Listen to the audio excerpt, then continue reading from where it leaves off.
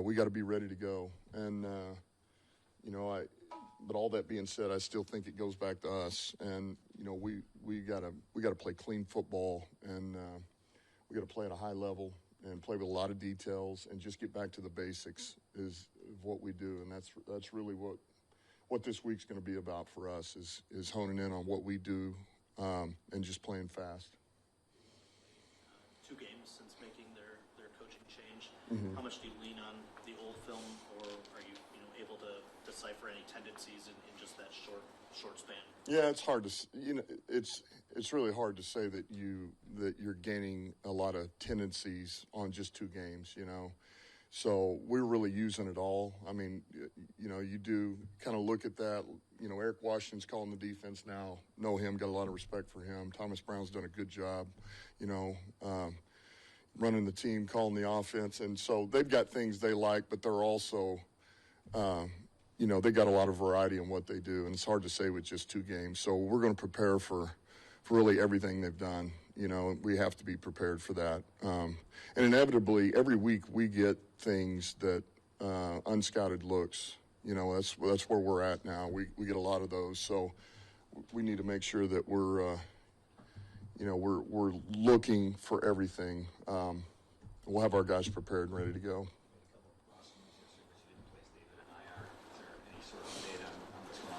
Yeah, David's getting another opinion, so he's had a couple, and really, just see what this third one says, So that's why we have not put him on injured reserve,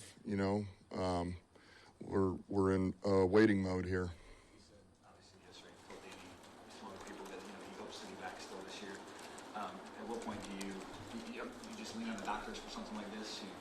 Yeah, you have to. And, it is one of these injuries that's unique because, you need to know, is it stable?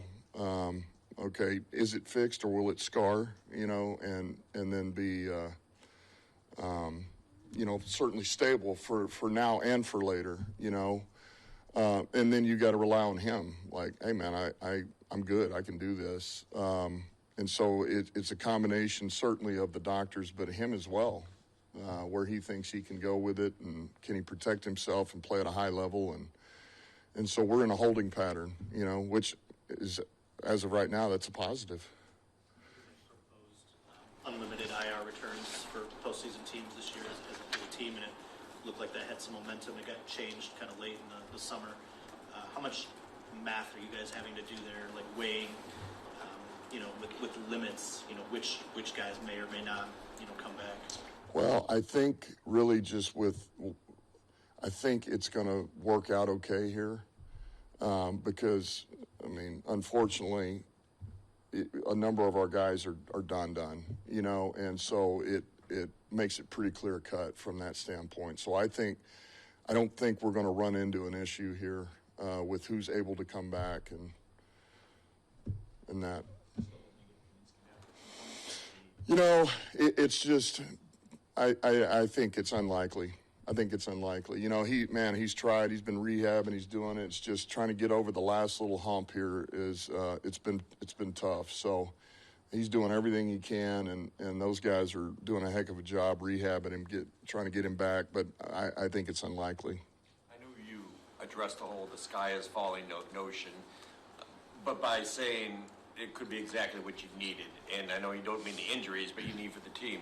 How do you shift it from that to that in your players' eyes and your eyes and everybody's eyes? Well, what's interesting is there's 2 things that unfold. Really, it's one, it's the loss, right?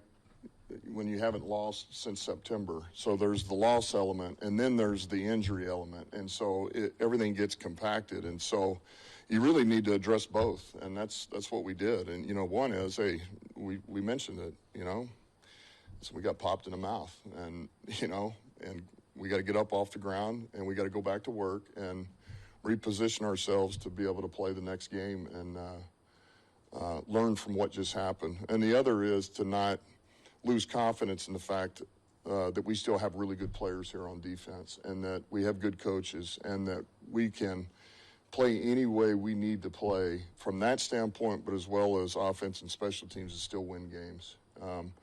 And so that's what's important. And really, you just got to stay focused on what's in front of you. I mean, it really is. Just worry about today and worry about today's practice and what your job description is and how you're going to play the very best you can play. And it's my job to alleviate, stress in some areas, and just kind of balance the buoy, if you will. And we'll do that. You mentioned you still have plenty of excellent offensive players and Jared Goff and everything else. Are some people overlooking that if they think the sky is falling? Yeah, I mean, look, first of all, you can't convince me that I don't believe it. We've got plenty here. And I'll tell you what, all right, when we come out of a game and everything that we said that we had to do, including our identity, we do that for 60 minutes and we lose the game, then I'll stand up here and tell you, you know what, we just don't have enough. But until that happens, you're not going to hear me say anything about what we have or don't have or can we do this. We got plenty here in the whole roster. We got plenty on defense. I believe in Kirby. I believe in Branch. I believe in Reeder. I believe in Za'Darius. I believe in Levi. I believe in Amik, Arnold. All right, guys like O'Connor. Ben Neiman, Jack Campbell. So we're good, and we'll figure out how we need to play. We've already begun to do that, and really, everything that we do from this point on is to how do we get to where we're playing the very best football with where we're at now, with what we have by the time we hit the playoffs. That's really where the focus has got to be. Now, first focus, we got to be prepared, to go out and play a good football team in the Chicago Bears. And then the next is what I just mentioned. Coach, obviously, you lost this year, but in the past, you often blamed yourself and took credit for the losses, not really running away from it at all. One of the things you talked about was the onside kick and different plays and things like that. But how much do you learn and take and store those experiences, and put that into your staff to not, as you say, make those type of mistakes in those moments again? How do you learn from those situations? Well, I think you look at everything, and you look, most of the time what you're going to, if you hadn't figured this out about me yet, it's a lot of times these decisions are, all right, this game is over and I'm sitting at home, and whatever decision that was, am I going to regret that decision, deeply regret that decision?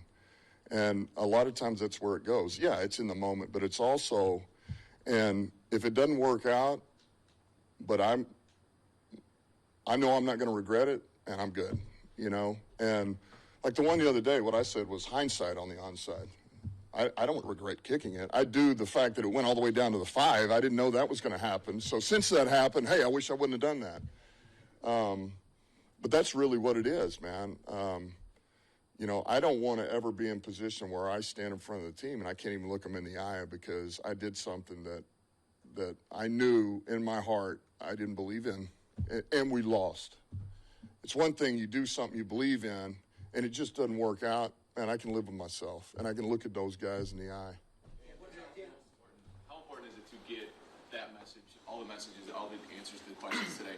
How important is it to get it right to your group of guys that at 12-2 are still atop the division, still can get that number 1 seed, but that's a group of grown men that just lost for the first time in forever. How important is it for you to get that message right in front of them this week? Yeah, look, we talked about it this morning. We just had the first meeting, really a significant meeting since the Buffalo game, and so like I say, I just hit it head on, and tell them what the facts are. This is where we're at. This is how we're viewed right now. And look, nobody writes our story, man. We're the only ones who write our own story. And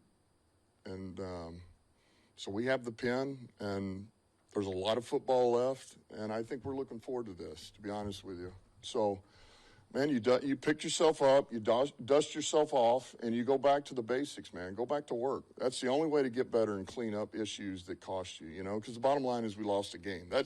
That really is the most important thing. Man, we lost the game, and here's why we lost the game.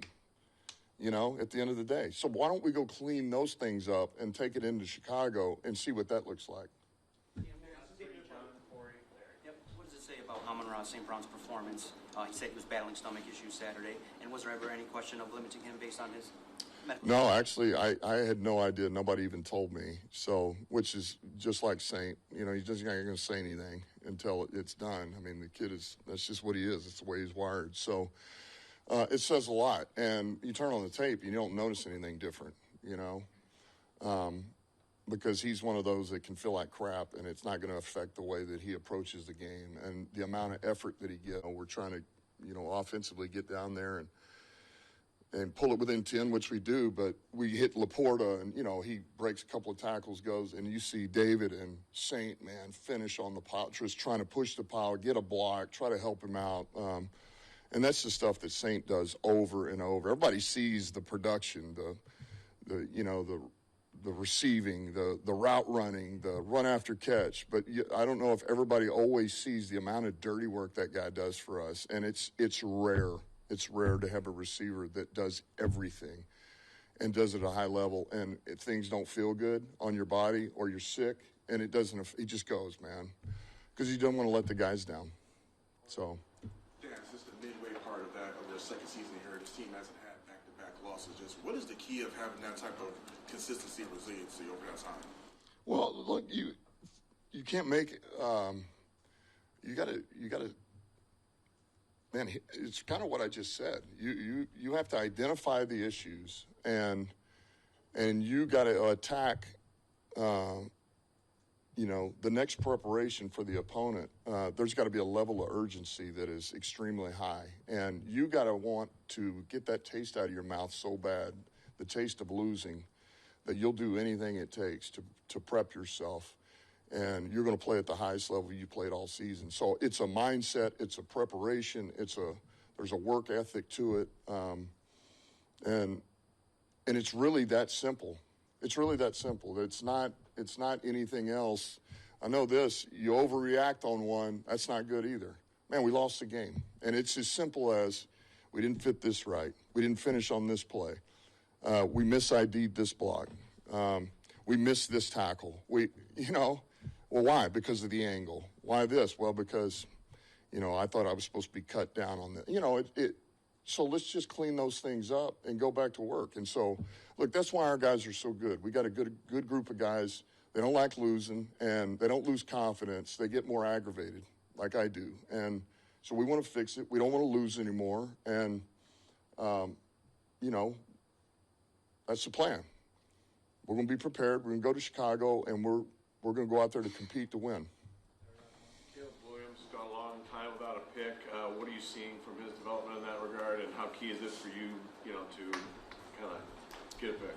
Yeah, I mean, it's something we talked about. We've got really a couple of game, drought of takeaways right now, and that's got to be part of our identity. And so, man, we got to get back to what we do and the way that we play, because that's how you